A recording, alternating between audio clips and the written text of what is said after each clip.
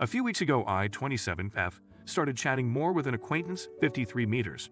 I had talked to him before about relationships, but never deeply. Now he entrusted me with some things about his marriage and how it wasn't going very well, not much going on in bed. He kind of blamed it on the time when his kid was still a baby. I shared my opinion on marriage and having kids, and the conversation slowly turned towards my previous relationships and why I currently wasn't in one. I don't really want kids because my career is important to me, plus other reasons, but a big factor is also that sex just isn't my thing. I can't switch off my head as I constantly think about whether I'm doing it right, etc.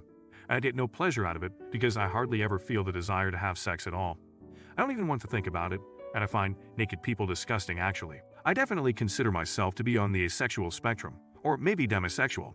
Anyway, he then started asking whether it'd help me if he gave me more insight on the topic, and said how much he would like to lift the pressure off my shoulders, and that I was probably the only person thinking so much about it.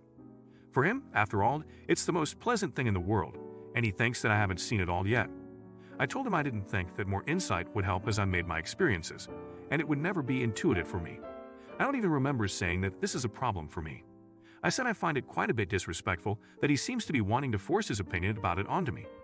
Then I again mentioned the topic of asexuality and tried to explain the difference to romantic attraction, which I do experience quite a bit more often. To this he responded that he doesn't want to force his opinion onto me, but that a point of view is closely related to experience and insight, and such a proof can be incomplete. I should be open to new insight, and maybe I haven't seen it all yet, or something along the lines. My answer was that I am not up for discussing my personal experience, insight, feelings, or views, as it is my life and I'm no child and have made experiences. I can decide for myself what I want and know best what I need. The only thing I want is for him to accept this. His last response said that he thinks I actually do behave like a child. He sees my reaction as defiance and that I in no way want to allow any discussion. He's never seen such a self-opinionated person as I seem to be, who doesn't let anything get to herself.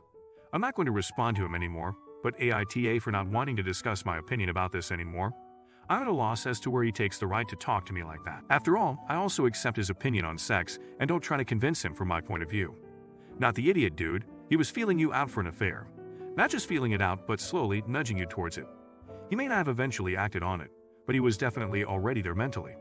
And then his reaction about you being self-opinionated is just like some dude in a bar getting mad at you if you won't give him your number or go home with him. Well, you're the one with the problem, you're the unreasonable one. That is a whole lot of gross in that conversation. Not the idiot, and frankly, I wouldn't talk to him anymore either. Not the idiot. He sounds like an absolute creep, not getting what he wants from his wife, so now he's testing the waters with you by talking sex. You have every right to not talk about sex with anyone, and enforcing it then, calling you childish, is because you're not fulfilling his fantasies built up about you. I'd steer clear if I were you. Story Hub. My 29F husband, 26, and I have been married for over a year. We got married during the pandemic and had to postpone our wedding celebration.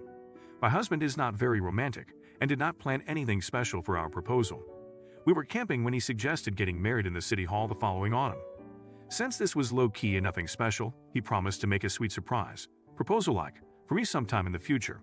Anyway, to this day, he never did organize that surprise.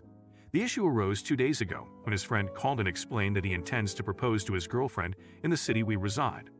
He invited us to go out with them and make some cute videos and photos of the proposal. Initially, I was happy to help until my husband started planning a big over-the-top proposal for his friend. I started feeling disappointed that he did not put this much effort into proposing to me, and I immediately explained to him how I felt. He claims there was just not a right moment and says I am the asshole for not helping him organize this big thing. So I'm asking you, AITA, for not helping organize a perfect proposal for his friend. Not the idiot, but I also want to direct your attention to the absolute basement bar you set for yourself when finding a husband. He is perfectly capable and happy to be romantic, just not with you. You don't rate high enough on his scale of people to get this sort of treatment. Not the idiot. Your husband is inconsiderate, and it's alarming that he didn't put that effort into his proposal for you, but is calling you an asshole immediately when you tell him how it makes you feel. If you're enjoying the video, drop a like. My wife and I are on a budget. We both have decent jobs, but we also have a fair bit of debt. We want to be in a better financial position before we start a family. My wife has a terrible habit of not being entirely truthful about stuff. I will ask her if she picked up groceries for supper, or whether I should stop on the way home, and she will say she got them. Then when I get home, there are no groceries, and she will say that she meant to do it before I got home but forgot. She just got a new phone on Black Friday last year. She is rough on her phone. So we went on Amazon and found a case she liked. We ordered it.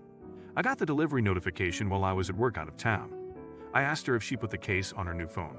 She said yes. When I got home a couple of days later, I saw the Amazon box unopened, and her new phone had a crack on it already.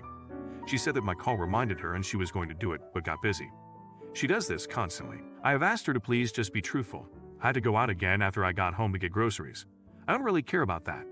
It is just a pain in the ass to have to leave the house to get them, when I could have stopped at the store on the way home much easier.